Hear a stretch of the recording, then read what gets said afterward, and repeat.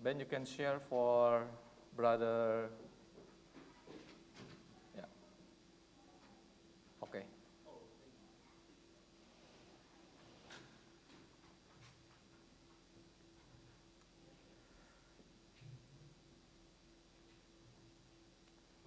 And thank you for Monique.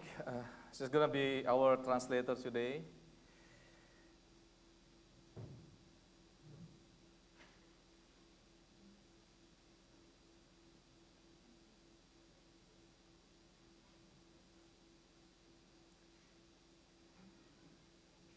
Okay. Scott? Yes. Can you use the translating device? So turn on. I can hear you, but I can't hear on it. Wait. Oh, battery. Okay. Battery is okay. Oke, thank you. Saudara yang dikasihi Tuhan, Hari Reformasi Gereja biasanya dirayakan saudara pada minggu terakhir bulan Oktober untuk memperingati peristiwa di mana Martin Luther,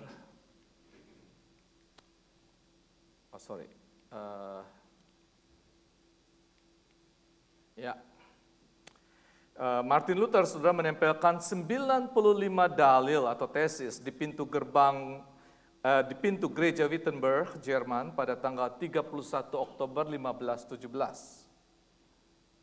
Gerakan reformasi itu saudara dilakukan sebagai penegasan bahwa hanya Alkitab yang menjadi landasan pengajaran dan perayaan, bukan tradisi.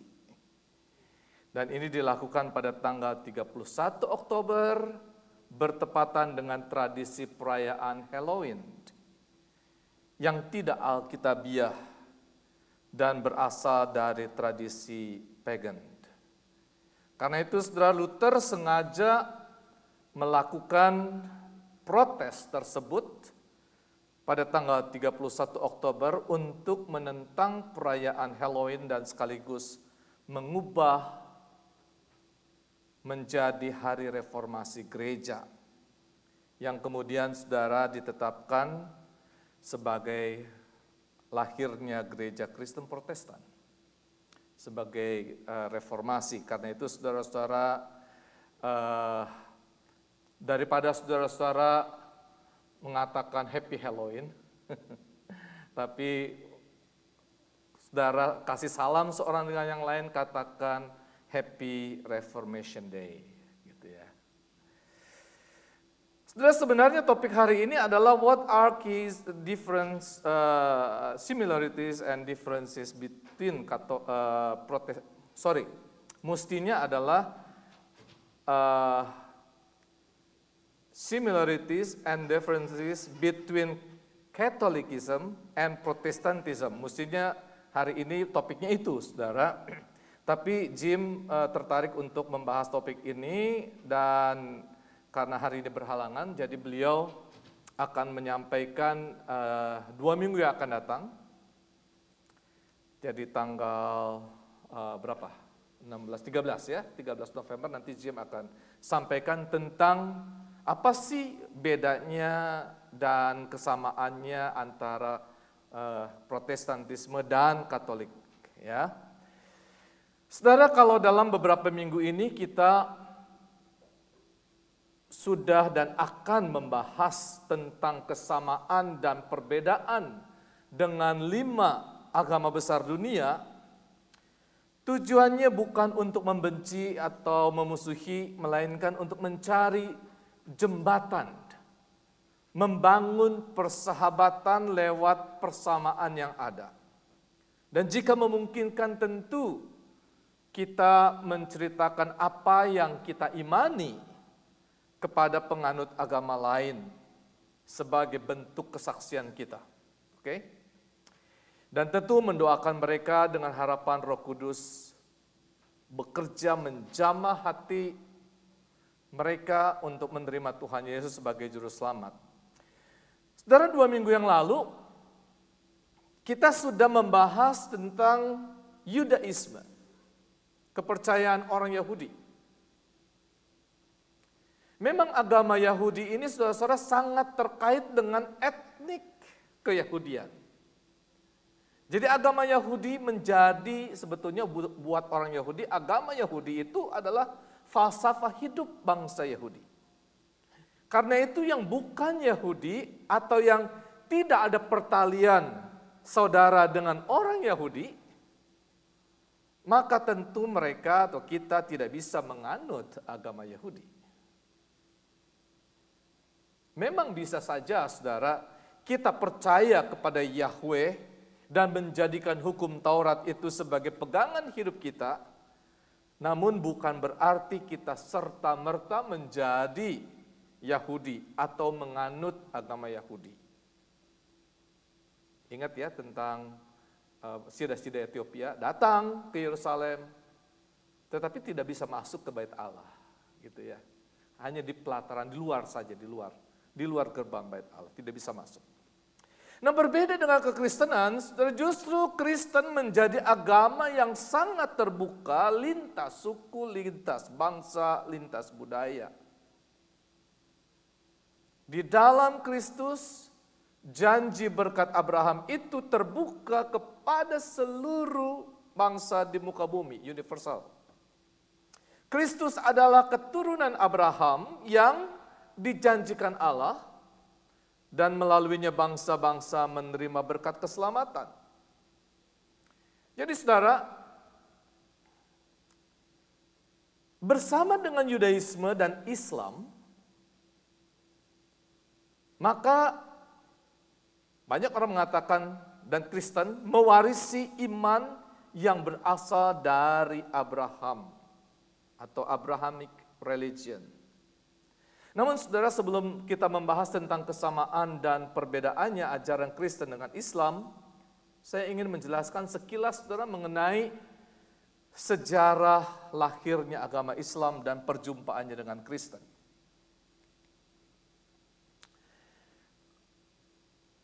Dunia yang di dalamnya Islam lahir, sekitar abad keempat, saudara, sebelum Islam itu abad ke-7. Tapi di abad keempat, Kekaisaran Romawi terpecah menjadi dua. Romawi Barat dan yang sampai ke Eropa itu, saudara.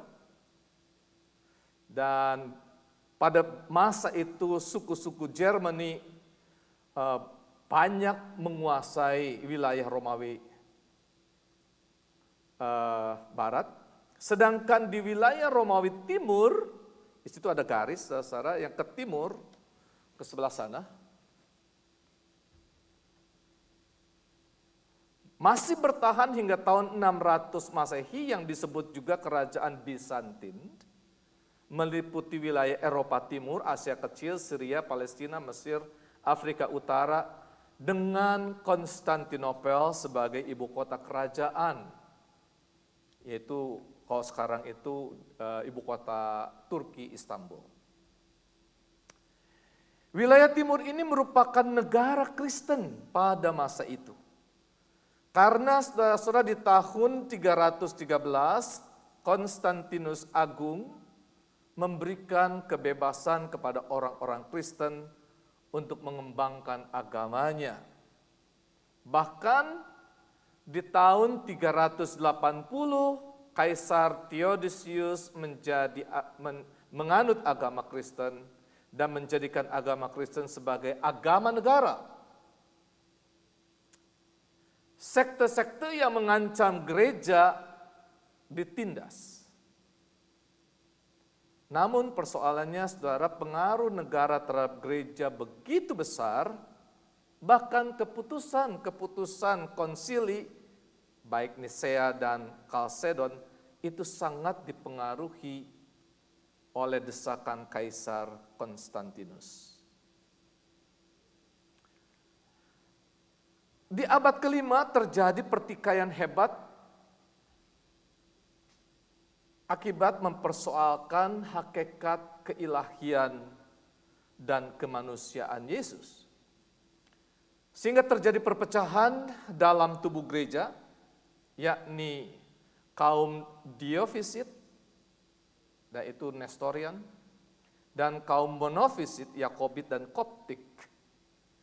Sementara itu, saudara-saudara, kerajaan Persia di sini, saudara, ini luas, meliputi Irak, Afghanistan juga, Pakistan sebagian.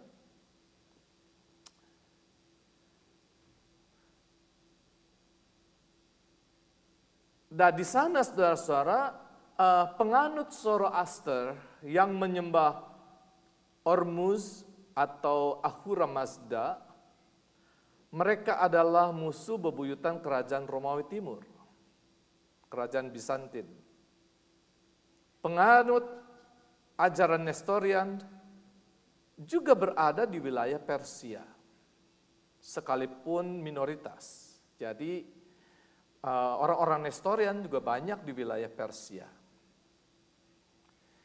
Sedangkan di wilayah Jazirah Arab, saudara, banyak dihuni oleh suku-suku pengembara. Namun di wilayah barat Jazirah Arab terdapat beberapa kota dagang. Di sini, saudara-saudara, beberapa kota dagang seperti Mekah dan Madinah. Madinah dulu namanya Yatrib. Dan penduduk kota ini banyak berinteraksi dengan para pedagang dari pantai timur Afrika, terutama Ethiopia. Dan di wilayah barat daya dan selatan Jazirah Arab relatif lebih subur. Dan penduduknya selain bertani dan ternak juga berdagang.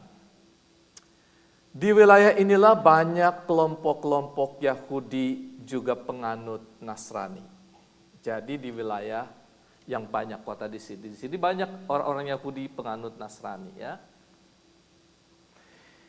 Namun sebagian besar suku-suku yang mendiami Jazirah Arab ini adalah para penyembah berhala. Bahkan setiap hari menyembah dewa yang berbeda, sehingga jumlahnya sekitar 360-an dewa dan dewi. Dan sebenarnya pada masa itu, saudara, nama Allah adalah salah satu nama dewa yang dari sekian banyak dewa yang disembah. Jadi sebetulnya Allah itu, nama Allah itu hanyalah satu dari sekian banyak dewa-dewi yang disembah oleh orang Arab.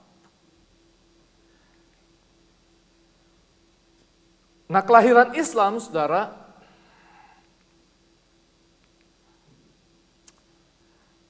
Muhammad lahir di Mekah tanggal 12 Rabiul Awal tahun Gajah atau pada tanggal 20 April 571 Masehi. Beliau adalah seorang yatim piatu dengan ayahnya bernama Abdullah bin Abu Muthalib yang meninggal saat berdagang. Sedang ibunya bernama Aminah binti Wahab yang meninggal saat beliau Muhammad berumur 7 tahun. Dan pada masa itu, penganut agama Kristen tersebar di mana-mana di Jazirah Arab. Dan banyak orang Arab, juga Muhammad sendiri, mengadakan perjalanan ke Syria dan dengan demikian berkenalan dengan para penganut agama Kristen atau Nasrani, Nazaret.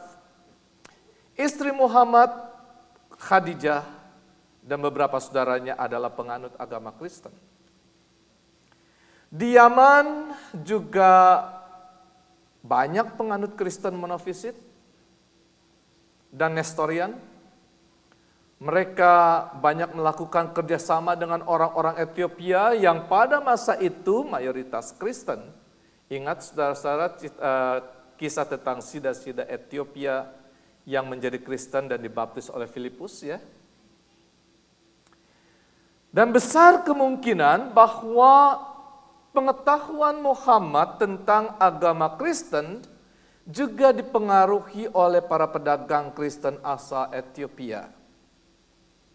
Karena Muhammad tidak dapat membaca dan menulis, maka pengetahuannya mengenai kekristenan tidak diperoleh dari sumber-sumber tertulis, namun hanya didasarkan pada cerita lisan dan ingatan yang terbatas. Sehingga seringkali kacau secara kronologis dan bercampur aduk dengan dongeng-dongeng setempat. Akibatnya, saudara, pemahaman ajaran tentang kekristenan yang dikenal dan kemudian dijadikan landasan untuk membangun ajaran baru telah mengalami kemerosotan dari segi mutu teologisnya. Saudara, sekalipun Muhammad pernah mengenal kisah-kisah yang terdapat dalam Alkitab, baik sebagian yang terdapat dalam Perjanjian Lama maupun sebagian dalam Perjanjian Baru, namun demikian Muhammad tidak pernah menjadi seorang Kristen, melainkan membawa ajaran dan tatanannya sendiri. Muhammad membutuhkan sebuah pijakan untuk membangun sebuah kekuatan di bidang politik dan religius. Tujuannya adalah untuk mempersatukan suku-suku pengembara di Jazirah Arab, baik bagian utara, tengah, dan terutama barat, di mana kota Mekah dan Medina menjadi kota yang penting dalam sejarah lahirnya Islam. Dan ketika Muhammad berusia 40 tahun, ia sering saudara menyendiri dan merenung di Gua Hira. Menurut pengakuannya, pada tanggal 17 Ramadan tahun 11 Syawal atau 6 Agustus 611 Masehi, beliau dikunjungi malaikat Jibril atau kita sebutnya Gabriel, mereka sebutnya Jibril, yang datang untuk menyampaikan wahyu pertama dari Allah kepada beliau. Dalam surah 96 ayat 1 sampai 5 disebut, bacalah dengan menyebut nama Tuhanmu yang menciptakan, dan seterusnya. Dan dengan turunnya wahyu tersebut, Nabi Muhammad dipilih sebagai rasulnya. Kemudian saudara, ia memperkenalkan tauhid Islam ini pada para sahabatnya dan kaumnya sebagai dasar kehidupan manusia, di mana hakikat penciptaan manusia adalah untuk menyembah Allah. SWT. Ketika seseorang telah beriman kepada Allah, maka ia wajib mengaplikasikannya ke kehidupan sehari-hari, termasuk dalam membela kepentingan agama dan membela Islam. Maksud inilah yang membuat para sahabat Nabi Muhammad itu rela berkorban demi membela agama Islam. Nah saudara, setelah kematian Muhammad, saya tidak perlu ceritakan kenapa matinya, sudah bisa cari tahu bagaimana Muhammad mati diracun dan seterusnya. Nah setelah kematian Nabi Muhammad, penyebaran Islam dilakukan oleh khalifah-khalifah yang adalah sahabat-sahabat dekat Muhammad. Ada 4 khalifah yang disebut dengan Khulafaur Rasyidin, yaitu Abu Bakar As-Siddiq, Umar bin Khattab, Utsman bin Affan, dan Ali bin Abi Thalib. Di tangan keempat khalifah inilah, maka Islam menjadi kekuatan politik yang banyak menaklukkan negara-negara di luar Jazirah Arab.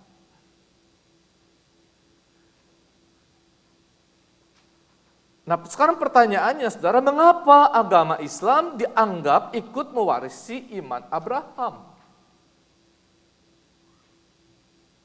Saudara perlu disadari bahwa semasa Muhammad berelasi dengan penganut Nasrani, ia kagum akan konsep monoteisme yang diperkenalkan. Dan ini sangat berbeda dengan kondisi suku-suku pengembara di Jazirah Arab yang sangat politeistik karena menyembah hampir 365 dewa-dewi, jadi tiap hari ada dewa yang berbeda. Selama setahun balik lagi. Dan menurut dongeng yang beredar, suatu saat Muhammad sedang tidur di tempat penyembahan salah satu dewa yang bernama Allah, artinya the moon, yang kini menjadi Masjidil Haram, di mana Ka'bah berdiri. Di tempat itu ia mendapat pengalaman rohani, dibawa terbang oleh burung raksasa yang disebut Burak, dan mendarat di sebuah tempat yang kini berdiri Masjid Al-Aqsa di Yerusalem. Dan pengalaman dahsyat ini membuatnya yakin bahwa di antara semua dewa, hanya Allah, dewa yang paling dahsyat.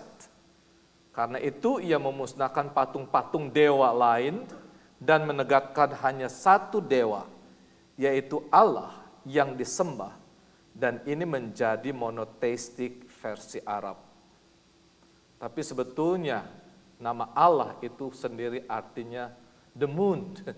Jadi kalau di Indonesia kita menerjemahkan dan kita memakai kata Allah, sebetulnya buat saya kadang-kadang rada risih karena kita tidak menyembah the moon gitu ya. Tapi monoteistiknya Arab versinya demikian. Karena itu simbolnya mereka itu selalu ada bulan sabit, ya.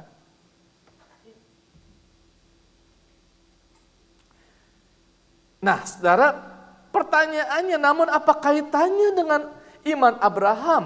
Atau mereka menyebutnya Ibrahim.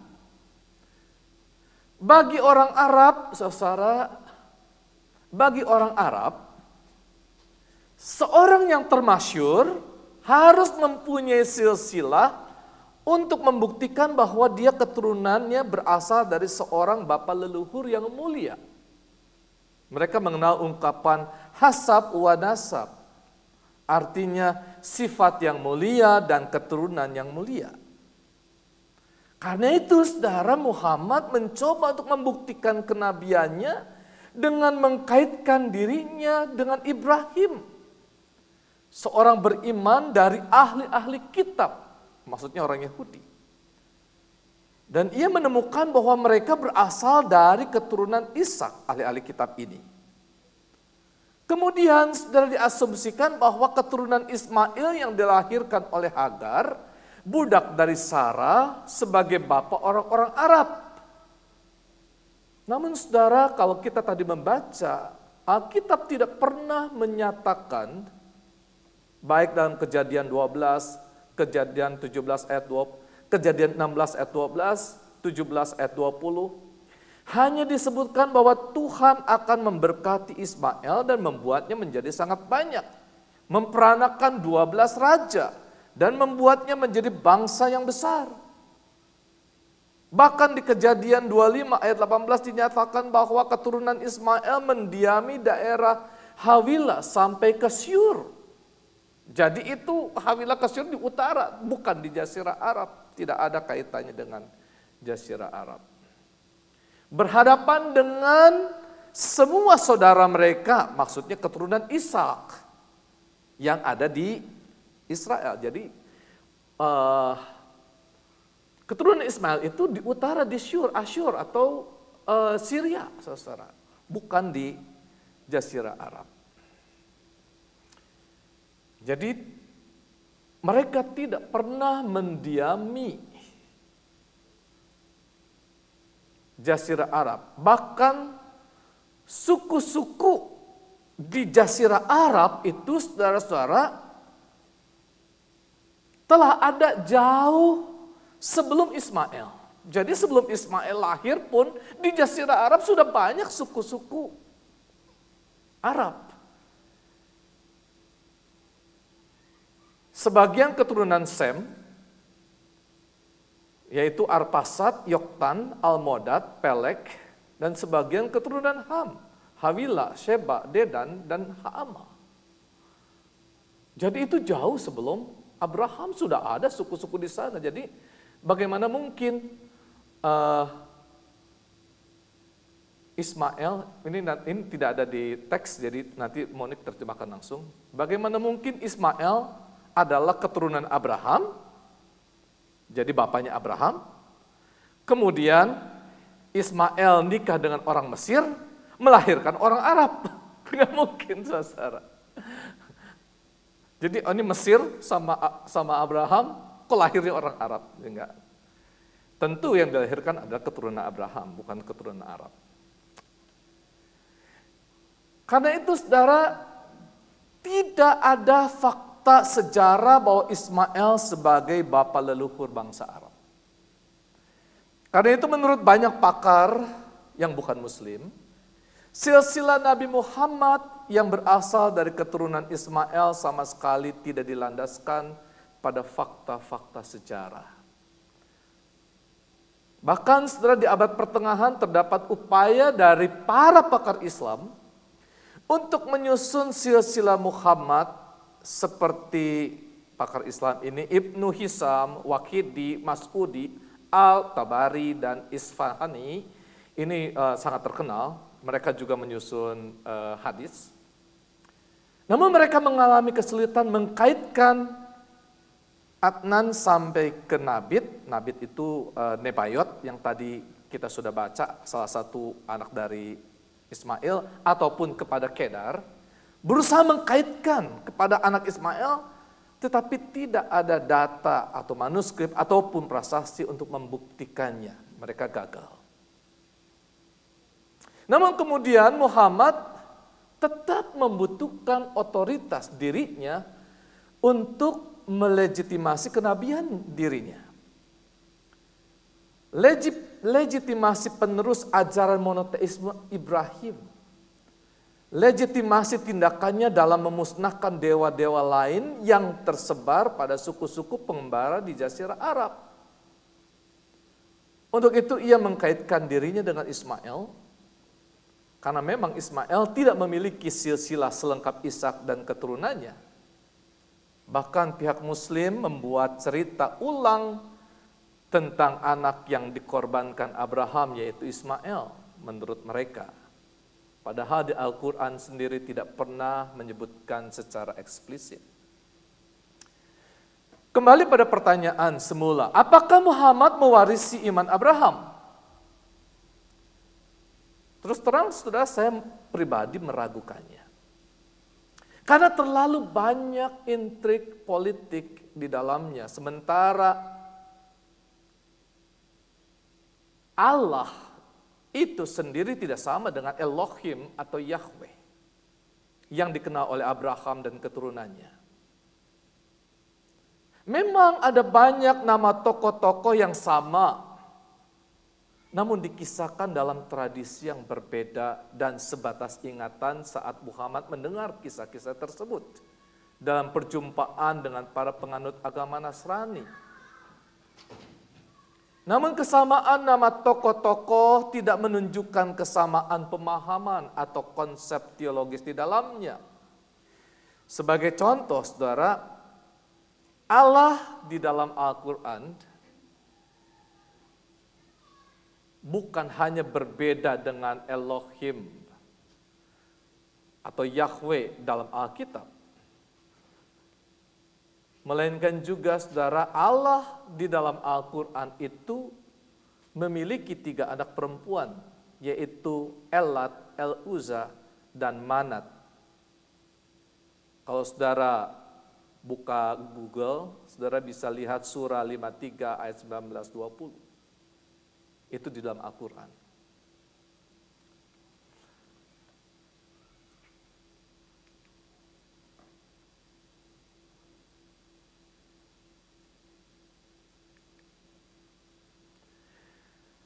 Antara Alkitab dan Al-Quran, saudara. Berbicara tentang kesamaan dan perbedaan antara Kristen dan Islam, maka saya ingin membicarakan tentang kitab suci yang dianggap sebagai landasan doktrin suatu agama di mana ajaran-ajaran sang nabi diturunkan, dan beberapa hal yang perlu saudara ketahui. Islam mengakui bahwa isi Al-Quran sudah berada di Al-Mahfuz atau tempat tinggi atau di sorga gitu ya, sudah ada Qurannya. Dan diturunkan hanya kepada Muhammad oleh malaikat Jibril dengan cara didiktekan. Ini disebut sebagai pewahyuan mekanis. atau seperti robot begitu mekanik. Dalam dua periode yang disebut dengan periode Makkiyah atau di Mekah dan periode Madaniyah di Medina, di mana ada ketidakkonsistenan pada dua periode itu mengenai sikap Muhammad terhadap kaum Yahudi, terutama tokoh Isa atau Yesus. Karena isi Al-Quran diakui sebagai diwahyukan kepada Muhammad, maka dialah saksi tunggal selama 23 tahun mulai dari wahyu pertama di Gua Hira sampai dia wafat. Jadi 23 tahun dia mengatakan bahwa Jibril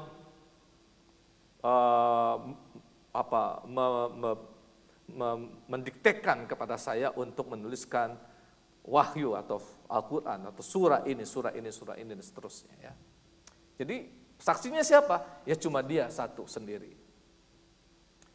Berbeda dengan Alkitab, kita mengakui bahwa kitab-kitab yang dikanonisasi menjadi Alkitab yang kita miliki saat ini ditulis oleh saksi-saksi iman, bukan tunggal, melainkan banyak, sehingga kesaksian itu sah.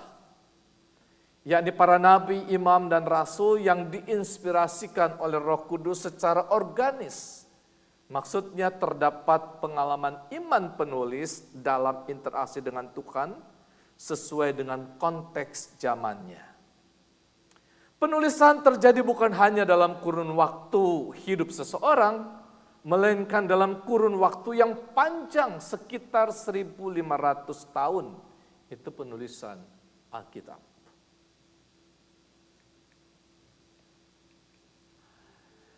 Sekalipun kaum Islam mengakui bahwa Al-Quran didiktekan kepada Muhammad, yang konon tidak bisa membaca menulis atau buta huruf, dan secara mekanis tangannya digerakkan oleh Jibril untuk menulis, namun Al-Quran bentuk asli dari Muhammad tidak pernah ada.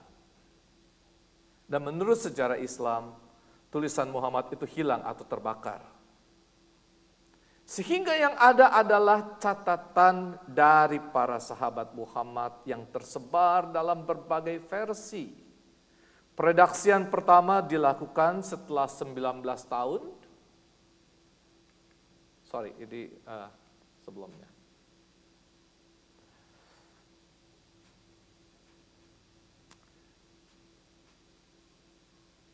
Peredaksian pertama dilakukan setelah 19 tahun Muhammad wafat, yang dilakukan oleh Abu Bakar, saudara, itu peredaksian pertama, yang mengumpulkan 70 orang. Namun kemudian peredaksian ulang dan kanonisasi Al-Quran menjadi versi yang umum dipakai saat ini, itu dilakukan oleh Khalifah Rashidun Utsman sekitar tahun 650 Masehi. Ia membentuk beberapa mazhab untuk mengumpulkan berbagai versi Quran yang tersebar dengan berbagai dialek bahasa. Dalam penyusunannya maka dihasilkan 8 versi Quran.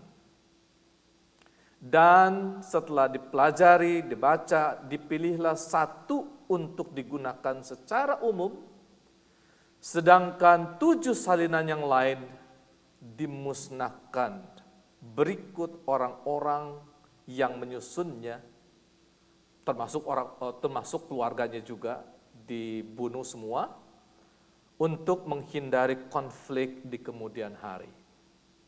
Jadi yang hanya ada adalah satu mazhab ini dengan hasil karya satu Quran dipakai seluruhnya, dan mazhab ini tentu orang-orang yang menyusunnya itu juga dipakai untuk menyebarkan ke seluruh wilayah kekuasaan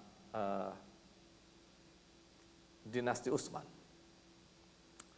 Berbeda dengan manuskrip dan perkamen-perkamen yang dimiliki dalam penyusunan Alkitab yang jumlahnya puluhan ribu, yang ditulis sejak abad pertama, bahkan karya-karya beberapa abad sebelum Masehi, masih tersimpan dan terpelihara di museum. Sekalipun terdapat banyak versi, namun tidak mengubah isi secara signifikan. Sebaliknya memperkaya isi Alkitab. Itu berbeda dengan Alkitab jadinya ya. Nah, saudara, yang kelima, pemahaman tentang problematik dasar manusia dan solusinya. Saudara, secara antropologi, kelahiran sebuah agama itu biasanya dilatar belakangi oleh pemahaman mendasar tentang problematik yang dihadapi manusia. Dan untuk mengatasinya biasanya ada seorang tokoh yang muncul berkarisma, mendapatkan pencerahan, punya kuasa dan memberikan pengajaran yang dianggap bisa menjadi solusi, yang kemudian dia punya pengikut dan pengikutnya itu melanjutkan menjadi sebuah dogma yang sistematis dan terorganisir. Maka lahir agama. Dan 2 minggu lalu saya sudah menjelaskan mengenai hal ini, saudara, tentang problematik ini. Saya coba ulangi kembali untuk memperlihatkan perbedaannya, saudara. Supaya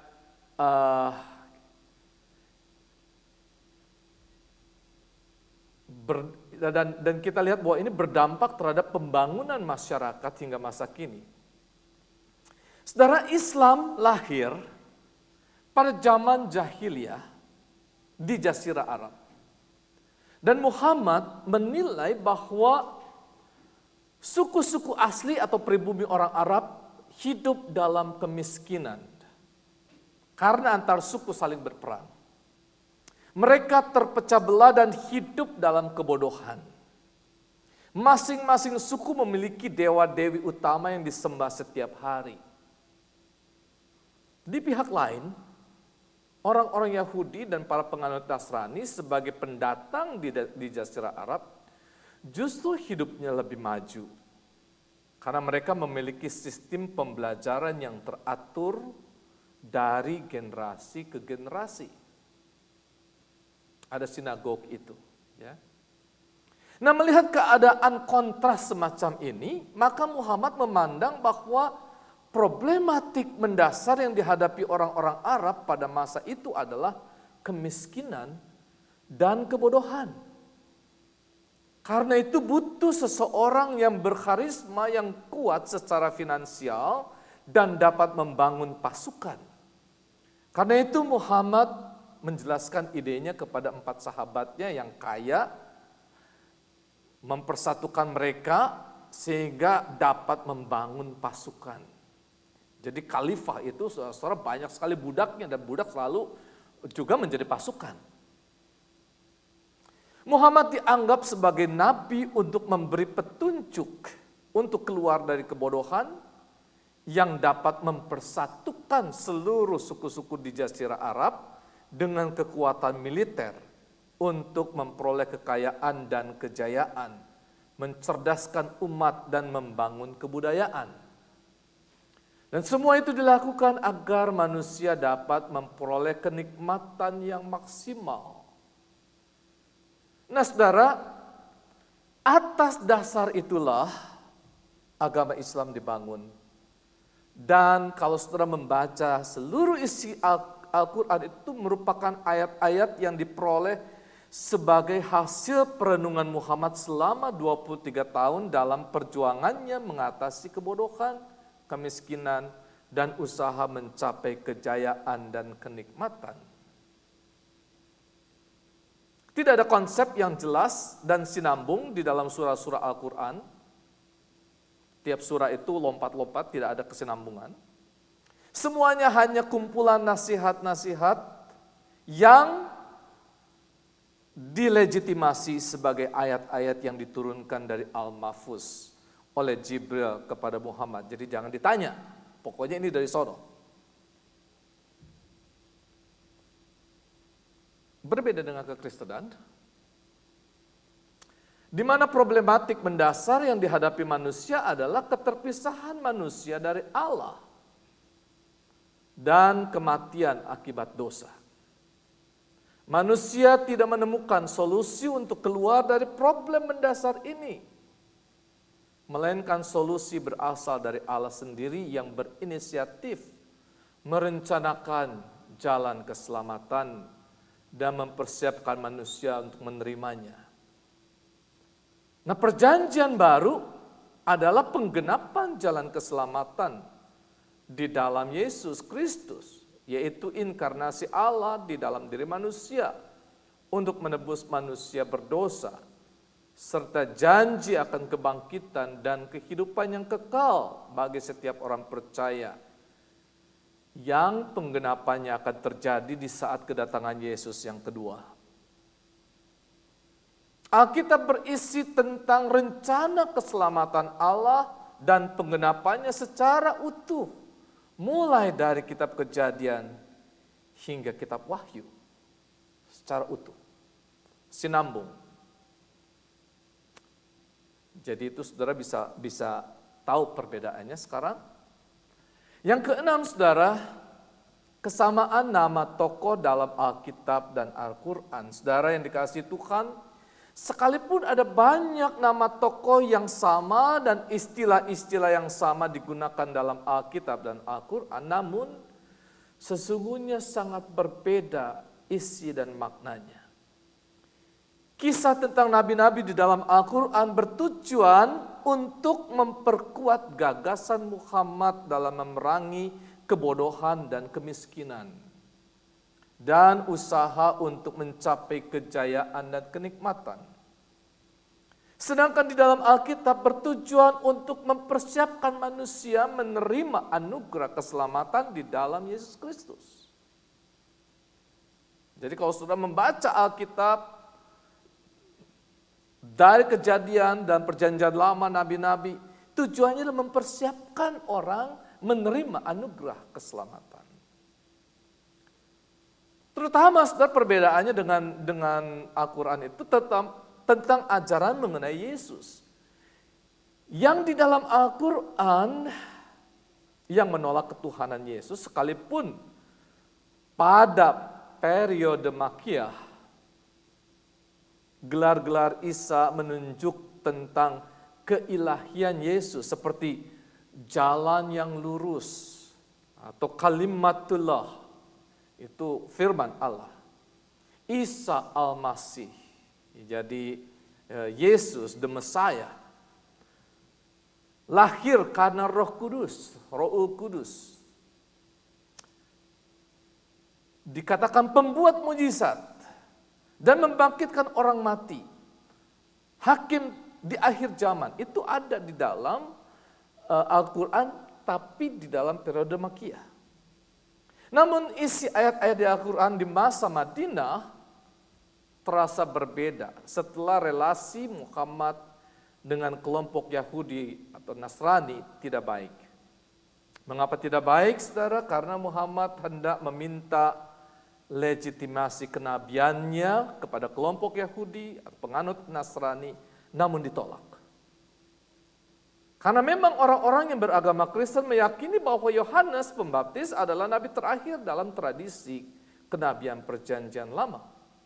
Dan Yesus Kristus telah menggenapi seluruh fungsi kenabian, imam, dan raja. Sebagai nabi, Yesus adalah firman Allah yang menjadi manusia. Sebagai imam, Yesus yang membawa dirinya sendiri menjadi kurban yang sempurna, yang mendamaikan manusia dengan Tuhan. Sebagai raja, di bawah kaki Yesus bertekuk lutut segala kuasa di bawah, di bumi, di sorga. Semua peran itu telah dituntaskan di dalam diri Yesus. Pengutusan murid-murid Yesus yang kemudian mendapat mandat dilanjutkan oleh gereja adalah menjadi saksi Yesus, bukan nabi. Yesus sendiri menegaskan bahwa di akhir zaman akan muncul nabi-nabi palsu dan mesias palsu. Karena itu saudara, ketika Muhammad menyatakan dirinya sebagai nabi, penerima wahyu, dan diutus untuk membebaskan seperti seorang mesias, maka orang-orang Kristen menolaknya. Karena itu Muhammad tidak mendapat dukungan politik dari kelompok-kelompok Kristen di Jazirah Arab, bahkan berbalik memerangi mereka. Demikian juga saudara, banyak istilah yang dipakai bersama, seperti misalkan kita dalam orang Indonesia menggunakan kata doa dari bahasa Arab, iman dari bahasa Arab, dosa, taubat, damai, akhir zaman, sorga, neraka, pengampunan, penghakiman, dan lain-lain. Namun dipakai dan memiliki makna yang berbeda. Mengapa? Karena worldview-nya juga berbeda. Landasan teologinya yang berbeda. Dan usaha mencapai solusi yang berbeda. Menghasilkan paradigma yang berbeda juga terhadap istilah-istilah tersebut. Jadi kalau saudara menggunakan istilah doa atau surga, katakanlah surga, ini Monik tidak ada di teks. Surga dalam bayangan mereka berbeda dengan surga dalam bayangan kita. Surga dalam bayangan kita, kita berdamai dengan Tuhan dan hidup bersama dengan Allah. Nah, yang terjadi di dalam Yesus Kristus. Surga di dalam Islam adalah hadiah kenikmatan. Surga orang Islam, surga untuk laki-laki, karena di sana disediakan 72 bidadari. Jadi beda, kalau ngomong surga antara Islam dengan Kristen, sama katanya, beda maknanya. Oke? Sebagai kesimpulan, sudah dikasih Tuhan, saya tidak akan berpanjang lebar lagi membicarakan tentang hal ini. Sebagai ringkasan saja bahwa kita telah melihat tentang kesamaan, perbedaan antara Islam dan Kristen dalam hal-hal yang mendasar. Dan kalau banyak ahli mengatakan bahwa Islam mewarisi iman Abraham, terus terang saya pribadi meragukan pendapat itu. Karena baik dalam sejarah kelahiran agama Islam, pemahaman tentang problematik dasar manusia dan solusi yang ditawarkan sungguh jauh dari worldview yang diwahyukan Tuhan dalam perjanjian lama dan perjanjian baru. Sangat bertolak belakang. Kalaupun ada kesamaan nama tokoh yang ditampilkan, namun isi kisahnya dan pesannya yang hendak disampaikan sungguh berbeda. Apa yang dinyatakan terkait dengan nama tokoh yang sama, ini hanyalah manipulasi Muhammad agar memperoleh pengakuan dari pihak penganut Yudaisme dan Nasrani. Namun sesungguhnya pesan firman yang mendasar telah diselewengkan dan diputarbalikkan untuk menyesatkan manusia pada pengakuan yang paling inti, Yesus Kristus Tuhan dan Juru Selamat manusia. Lantas apa yang harus kita lakukan, saudara? Sebagai aplikasi. Pertama, saudara jangan pernah membenci mereka karena pada dasarnya banyak orang mengaku diri sebagai Islam namun tidak pernah tahu ajaran yang sebenarnya. Karena itu tetap berteman dan mengasihi mereka agar terbuka saudara jembatan untuk mengkomunikasikan kebenaran yang sesungguhnya. Yang telah Tuhan nyatakan di dalam Alkitab, terutama Injil keselamatan di dalam Yesus Kristus. Yang kedua, saudara, sekalipun kita dibenci dan dimusuhi, ini adalah cara iblis untuk menjauhkan kita dari mereka. Agar mereka tidak mempunyai kesempatan menerima kabar keselamatan atau kabar baik. Karena itu jangan putus asa, melainkan terus beritakan kabar keselamatan ini melalui berbagai media. Doakanlah mereka agar mereka mendapat jamahan Tuhan. Sehingga mata rohani mereka dibukakan untuk mengenal kebenaran yang sesungguhnya. Dan yang ketiga, saudara, jangan pernah mendebat apalagi menjelek-jelekan mereka. Sebaliknya, pakai nama-nama tokoh yang sama untuk menjadi jembatan, untuk menyeberangkan kabar sukacita, good news. Dan menjadi saksi Kristus kepada mereka. Memang pendekatan bisa beda-beda, saudara-saudara. Salah satu apologis yang keras dalam berdebat melawan ajaran Islam itu adalah Christian Prince. Beliau sengaja melakukan perdebatan yang sangat menyakitkan bagi kaum Islam. Namun menurutnya, saudara, itulah cara orang Timur Tengah, Middle East, memenangkan jiwa. Orang-orang di sana itu suka dengan langsung konfrontasi untuk membuktikan kebenaran. Berdebat. Kalau kalah, ya saya akan menganut dan percaya kepada kamu. Yang terbuka hatinya untuk mencari kebenaran akan bertobat dan percaya. Kalau tidak dan semakin mengeraskan hati, berarti memang mereka bukan domba-domba milik Kristus. Kiranya khotbah ini bisa menolong saudara untuk mengenal sekilas Islam, dan kiranya Tuhan menolong saudara untuk bisa dipakai menjadi pembawa kabar keselamatan kepada mereka yang tentu sangat membutuhkan kabar sukacita ini. Amin. Let's pray.